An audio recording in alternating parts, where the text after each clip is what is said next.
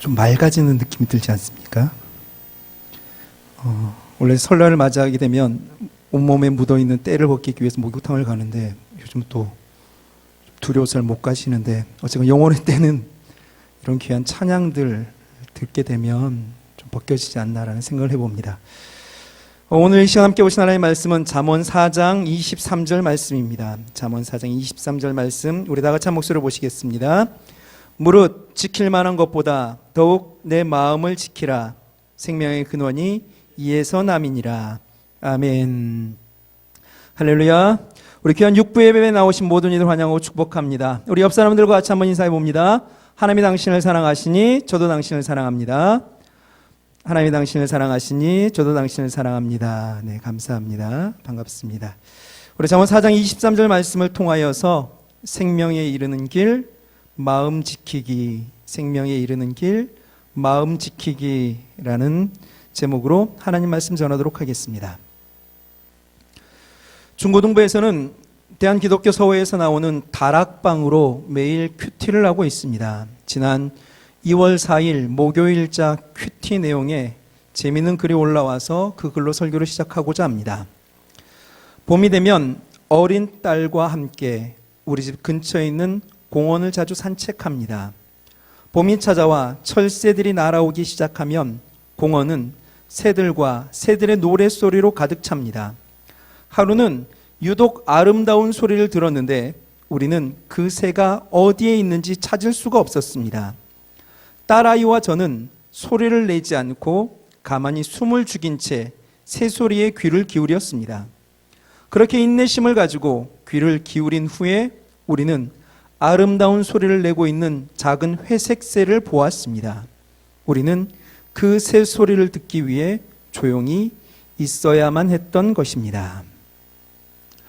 공원에서 들은 아름다운 새소리의 주인공을 만나기 위해 글쓴이는 딸과 함께 숨을 죽인 채 인내심을 가지고 기다립니다. 그리고 드디어 아름다운 소리를 내는 회색 새를 만나게 되죠. 이 아름다운 소리를 내는 새를 만나기 위해 그들은 자기의 너무나 자연스러운 호흡을 포기합니다. 모든 것을 내려놓고 인내하게 되었을 때에 그는 그렇게 기다리던 회색새를 만날 수 있었습니다. 우리의 삶에도 세상에서 쉽게 얻을 수 없는 것을 얻기 위해 숨죽여 나의 자연스러움과 모든 욕심을 꺾어야 할 때가 있습니다. 하나님을 만나는 순간입니다.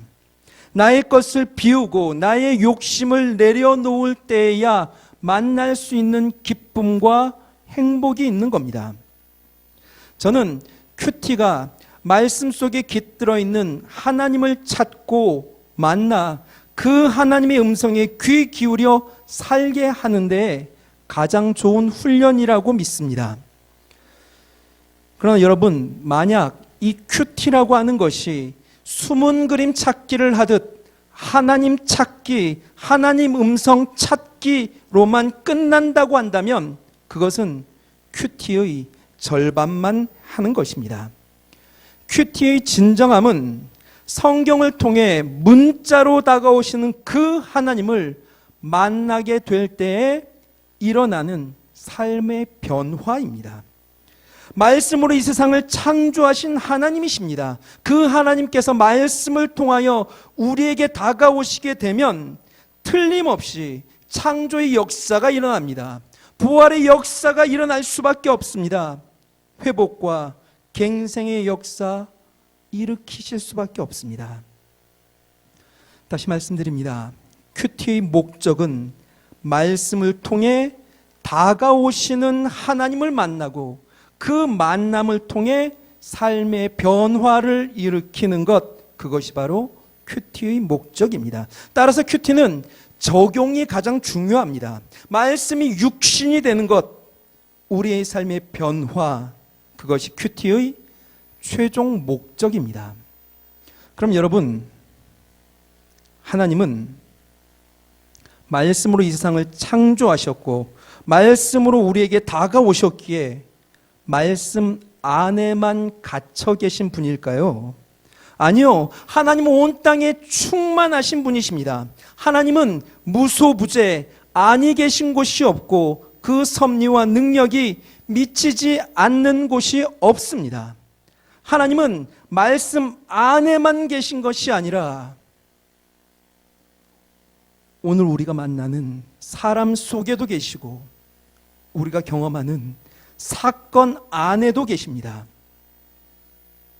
때론 그렇게 욕하면서 보게 되는 아침 막장 드라마 속에도 계십니다. 우리가 읽는 글 속에도 계시고 무심코 들리는 아무 의미 없는 것 같은 소음 가운데도 하나님은 계십니다. 하여 진정한 큐티는 삶 가운데서 하나님을 읽어내는 작업이라 믿습니다. 말씀을 통해 하나님을 발견하고 변화되는 것을 훈련했다라고 한다면 삶 가운데 다가오는 사건과 사람들 통해 하나님을 발견해내는 겁니다. 변화되는 겁니다. 그래서 빛이 되고 소금되어 살아가는 것이 진정한 큐티라 믿습니다. 공원에서 들은 아름다운 새소리의 주인공을 찾기 위해 숨죽이며 인내했던 이 글쓴이도 이 사건을 통해 하나님을 만납니다. 어떤 하나님을 만나게 될까요? 그는 이 아름다운 소리를 내는 회색새를 만나는 과정을 통해 열왕기상 19장에서 세미하게 다가오시는 하나님을 만납니다. 열왕기상 19장에선 엘리야 이야기가 나옵니다. 엘리야가 호렙산에서 하나님을 대면합니다. 엘리야는 하나님의 어마어마한 능력에 힘입어 기적을 일으켰고 그의 삶으로 여호와가 참 하나님이시다 이것을 드러낸 장본인이 되었습니다. 그럼 그가 낙담하고 무너집니다. 그럴 때 하나님께서는 그의 앞에 크고 강한 바람과 거대한 지진, 뜨거운 불을 일으키십니다. 물론 그 가운데는 하나님이 계시지 않았습니다. 산을 가르고 바위를 부수기도 한 그런 것들 후에 세미한 소리 가운데 하나님은 임재하십니다. 글쓴이는 계속 이어서 이렇게 말합니다. 그날 밤 저는 낮에 경험한 일과 관련 있는 성서 이야기들을 생각해 보았습니다. 때때로 우리는 하나님의 인도하시는 음성을 들을 수 없다고 불평합니다. 그러나 우리가 듣지 못하는 이유는 우리의 마음이 다른 생각들로 가득하기 때문일 수도 있습니다. 그러한 때에는 딸아이와 제가 새소리를 듣기 위해 사용했던 방법을 쓸 수 있습니다. 불필요한 모든 생각을 내려놓고 조용히 기도하면서 오직 하나님께만 집중하는 것입니다. 그럼 우리가 비우고 내려놓아야 할 불필요한 것들은 무엇일까요? 4세기 이집트 사막의 수도자였던 동방정교회의 에바 그리우스는 기도란 순수한 지성의 활동이어야 한다고 강조합니다. 그러면서 그는 인간 내면을 혼란스럽게 하는 8가지 죄악의 목록을 버리고 그저 순수한 사고만 활동하는 가운데 하나님께 기도해야 함을 말합니다. 그러할 때 하나님을 온전히 경험할 수 있게 된다라는 겁니다. 여기서 8가지 죄악이란 식욕, 유욕, 탐욕, 노염, 낙담, 게으름, 자만, 그리고 교만입니다. 여기서 말하는 유욕은 음욕을 말하고 자만은 허영심을 말합니다. 이러한 것이 우리 안에 가득하게 되면 우리 안에 진실된 모습으로 하나님을 바라볼 수 없고 순수한 지성의 활동으로 하나님께 간구하는 것이 차단됩니다. 이러한 것들이 우리의 발목을 잡고 우리 안에서 세미하게 들려주시는 아름다운 소리에 귀 기울이지 못하게 합니다. 하나님으로부터 멀어지게 합니다. 하나님의 사람으로 살아가지 못하게 합니다. 하여 올 한 해는 이런 것이 우리의 마음을 지배하지 못하도록 우리 자신을 좀 성찰했으면 합니다. 좀 더 하나님의 음성에 귀 기울여 살았으면 합니다. 다산 정약용 선생이 쓰신 수호제기라는 글에 참 재미있는 내용이 있어서 이것도 좀 이야기하려고 합니다. 여기서 수호제기의 수는 지키다라고 하는 뜻이고요. 오는 나오자입니다. 제는 서제할 때의 제입니다. 자아를 지키는 서제의 이야기, 옛 수필입니다. 여기서 그는 이렇게 말합니다. 수호제라는 이름은 큰 형님이 자신의 집에다 붙인 이름이다. 나는 처음에 이 이름을 듣고 이상하게 생각하였다. 물건 중에 나와 굳게 맺어져서 서로 떨어질 수 없는 것으로는 마음보다 더 절실한 것이 없으니 지키지 않는다 한들 어디로 가겠는가? 이상하다. 그 이름이여. 다산은 모함을 써 장기, 요즘 경상도 포항 근처의 영일 근처입니다. 장기로 귀향을 갑니다. 귀향을 가서 이 이름을 곰곰이 생각하다가 깨달음을 얻습니다. 그래서 쓴 글이 수호제기인 거죠. 이런 깨달음이었습니다. 대체적으로 천하의 물건은 모두 지킬 만한 것이 없고 오직 마음만은 지켜야 한다. 나의 밭을 지고 도망갈 자가 있겠는가? 내 집을 이고 달아날 자가 있겠는가? 나의 원림에 있는 꽃나무, 과일나무 등 여러 나무들을 뽑아갈 수 있겠는가? 나의 책을 훔쳐다가 없앨 수 있겠는가? 모든 천하의 물건들은 지킬 만한 것이 못 된다. 유독 마음이라는 것은 그 성품이 달아나기를 잘하여 드나들미 일정하지가 않다. 비록 친밀하게 붙어 있어서 서로 배반하지 못할 것 같으나 잠깐이라도 살피지 않으면 어느 곳이든 가지 않는 데가 없다. 이익과 장록이 유혹하면 그리로 가고 위험과 재화가 위협하면 그리로 간다. 질탕한 상조나 경쾌한 우조에 흥겹고 고운 소리를 들으면 그리로 가고 새까만 눈썹에 흰 이를 가진 아름다운 여인을 보면 그리로 간다. 그리고 한 번 가면 되돌아올 줄을 몰라 붙잡아도 만류할 수가 없다. 그러니 끈으로 잡아매고 빗장과 자물쇠로 잠가 굳게 지켜야 하지 않겠는가. 오늘 본문 잠언 4장 23절의 무릇 지킬 만한 것보다 더욱 내 마음을 지키라 생명의 근원이 이에서 남이니라 라는 말씀과 같이 하는 내용입니다. 그러면서 다산은 자신의 이야기를 합니다. 나는 잘못 간직하여 마음을 잃은 자이다.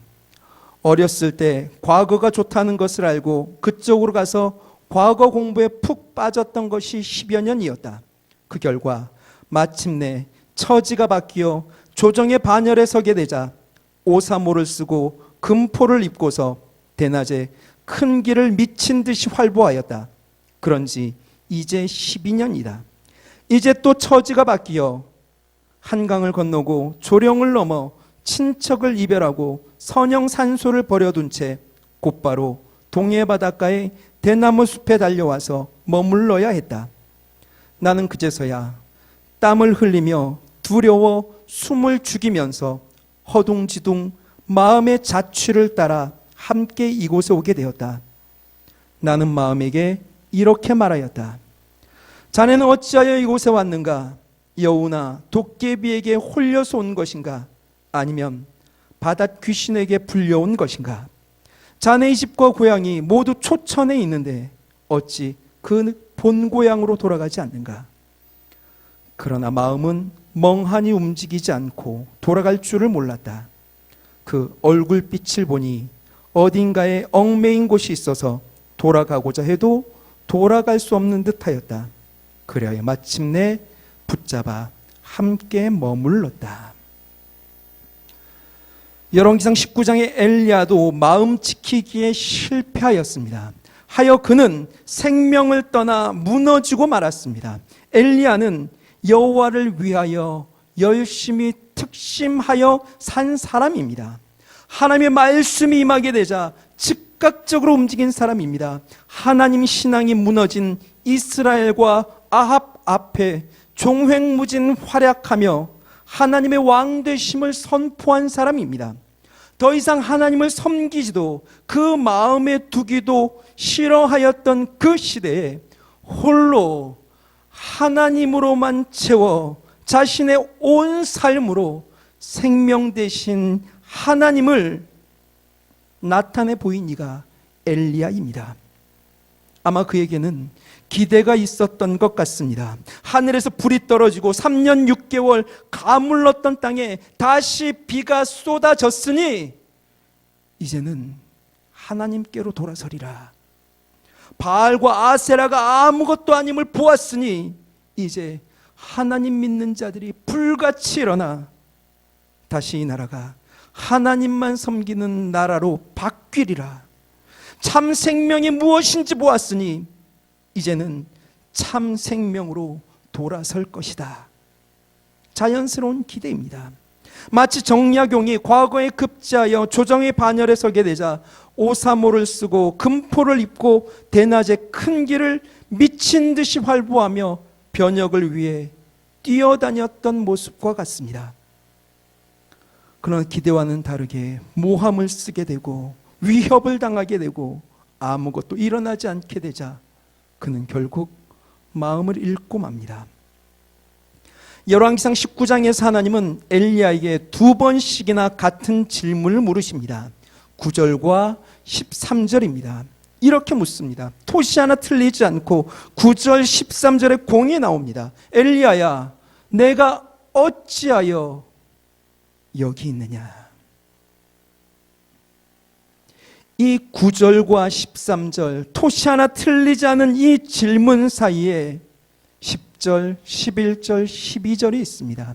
10절은 엘리야의 대답입니다. 11절과 12절에서는 하나님께서는 큰 위엄과 모든 것을 압도하는 권능 속에 강한 바람, 거대한 지진, 뜨거운 불을 보여주십니다.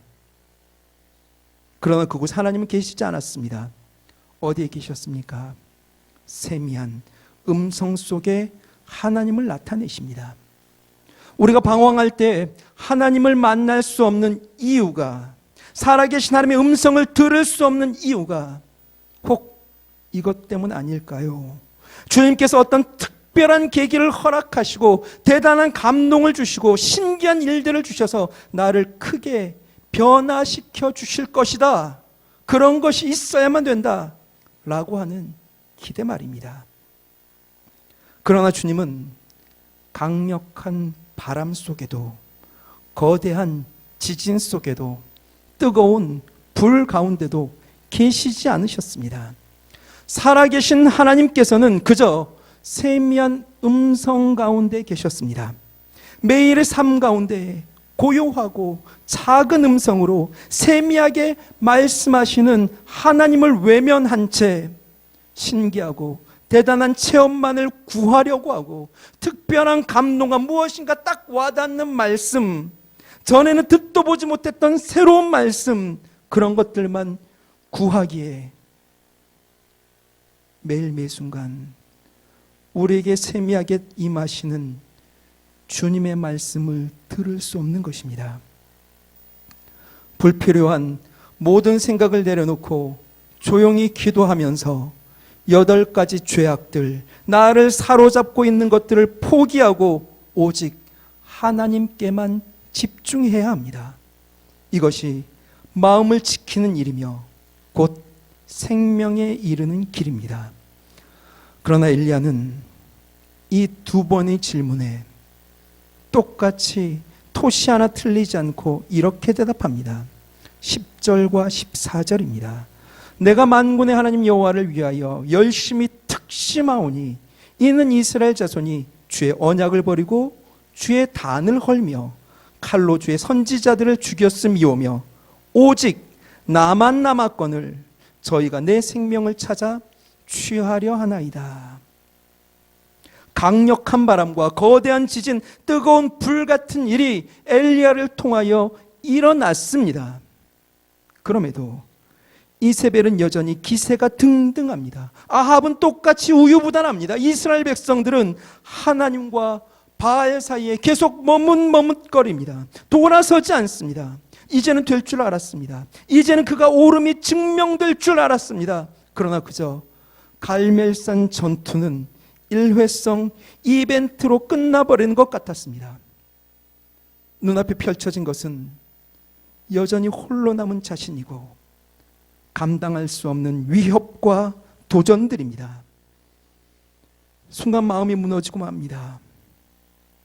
하나님은 강력한 바람과 거대한 지진, 뜨거운 불로 역사하신다고 믿었던 신념이 완전히 깨지자 엘리야는 하나님을 바라보지 못합니다.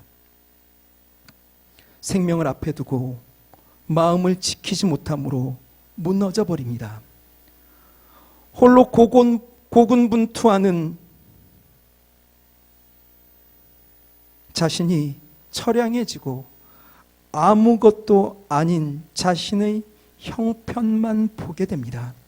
그 순간 불의 사자 엘리야는 그저 변방 촌구석 삼류 디셉 사람 엘리야가 되고 맙니다. 엘리야의 고향 디셉은 길르앗 땅입니다. 길르앗은 강 저편 땅 변방입니다.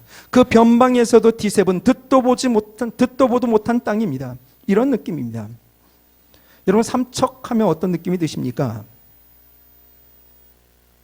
딱 느낌이 있죠. 왠지 촌스러울 것 같고 사람도 안 살 것 같고 전기불도 안 들어올 것 같은 그런 느낌. 그 느낌 그대로 여러분 혹시 오분동 아십니까? 정놀이는 들어보셨습니까? 조비리는 들어보셨습니까? 아무도 모릅니다. 그냥 변방 중 변방, 시골, 깡촌, 제가 목회했던 곳입니다. 아무도 모릅니다. 디셉이라고 하는 곳이 딱 이 느낌입니다. 게다가 여러분, 구약시대에는 누구를 소개할 땐 그 지역 이름을 붙이는 경우는 거의 없습니다. 사람을 지칭할 땐 누구의 아들로 이야기합니다. 눈의 아들 여호수아, 여분네의 아들 갈렙, 아론의 아들 엘르아살, 이새의 아들 다윗, 뭐 이런 느낌이죠. 그런데 엘리야는 그저 디셉 사람이라 이야기합니다. 누구의 아들로 이야기해도 모르기 때문에, 그런 변변찮은 가문 출신이기 때문에 그랬을 수도 있고, 그의 아버지가 너무 일찍 돌아가셔서 말을 해도 모르기에 그냥 지역 이름을 붙였을 수 있습니다. 그럼 그가 마음을 지키고 하나님을 향했을 때는 불의 사자였습니다. 그러나 마음을 잃고 자신의 형편을 바라보게 되자 여지없이 변방, 시골, 촌놈, 삼류, 디셉 사람 엘리야가 되고 만 것입니다. 오늘 우리가 읽은 잠언은 우리에게 지킬 만한 것보다 더욱 내 마음을 지키라고 합니다. 우리에게 지킬 것들이 얼마나 많이 있습니까? 그러나 그 모든 것들보다 더 마음을 지켜야 할 이유를 알 것 같지 않습니까? 여기서 지키다에 해당하는 히브리어 단어는 나차르입니다. 이것은 지키다, 보호하다라는 의미입니다. 그 용법을 보면 어떤 유형적인 것, 가령 예를 들자면 포도원을 지키다, 무화과 나무를 지키다, 요새를 지키다, 뭐 이런 것과 함께 하나님의 언약, 율법을 지키다 할 때도 이 단어를 사용합니다. 확고하게 지키는 것을 말할 때 나차르를 씁니다. 또 이 단어는 하나님이 우리를 지킬 때에도 똑같이 사용합니다. 사람이 생각하는 수준의 보호, 지킴 아닙니다. 하나님에 의한 완전한 보호, 완전한 지킴을 의미할 때 쓰는 단어가 나차르입니다. 사람이 결코 상상할 수 없는 수준까지 보호하는 겁니다. 하나님은 우리 각자의 마음을 그 정도로 그렇게 보호하고 지키길 원하시는 겁니다. 우리도 우리 마음을 온전히 지키게 되면 불의 사자 엘리야가 되지만 마음을 잃게 되면 디셋 사람 되고 맙니다. 2021년에도 코로나는 여전히 맹위를 떨치고 있습니다. 300명대로 떨어졌던 확진자가 다시 500명으로 늘어났다가 다시 300명으로 줄었죠. 백신 접종이 이루어지고 치료제 처방을 받는다 하더라도 올해는 좀 힘들다고 이야기합니다. 그럼 여러분, 우리 하나님 믿는 자가 하나님도 모르는 이들과 똑같이 그 마음이 불안하고 두려워하고 평안을 잃은 모습으로 살아야 하겠습니까? 코로나 방역 단계가 올라가면 하나님 안 계십니까? 하나님이 우리를 만나 주셨던 그 뜨거웠던 첫사랑의 경험은 일회성 이벤트였던 겁니까? 세미한 음성으로 지금도 다가와 우리와 함께 하시고 위로하시는 그 아버지 그 은혜는 코로나보다 약합니까? 비록 강력한 바람과 거대한 지진, 뜨거운 불과 같은 역사는 없어도 주님은 지금도 세미한 음성으로 우리에게 여전히 다가와 우리를 나차르로 보호하고 계시는 줄 믿습니다. 하여 우리도 우리의 마음을 나차르 하나님의 완전한 보호하는 것 같이 지켜야 합니다. 우리 시편 73편 말씀을 우리 다 같이 한 목소리 읽어봅시다. 내 육체와 마음은 쇠잔하나 하나님은 내 마음의 반석이시요 영원한 분깃이시라. 아멘. 내 마음에 하나님을 모시고 우리의 삶의 주권을 주님께 넘겨드리면 하나님이 우리의 삶의 반석이 되십니다. 영원한 분깃이 되십니다. 그분이 이끄는 대로 살아가면 하나님은 나차르의 은혜로 인하여 우리의 반석 분깃이 되어 영원히 우리를 지키실 것입니다. 내 마음대로 사는 것 아닙니다. 우리는 하나님 좋을 대로 살아가는 자들입니다. 온전히 마음을 지켜 생명에 이르고 세미한 그 음성의 날마다 순종하여 살아내므로 그분의 뜻을 따라 넘쳐나는 풍성함과 생기 가운데 온전히 거하는 저와 여러분들 되실 수 있길 바랍니다. 코로나로 힘들지만 우리는 하나님이 함께 하십니다.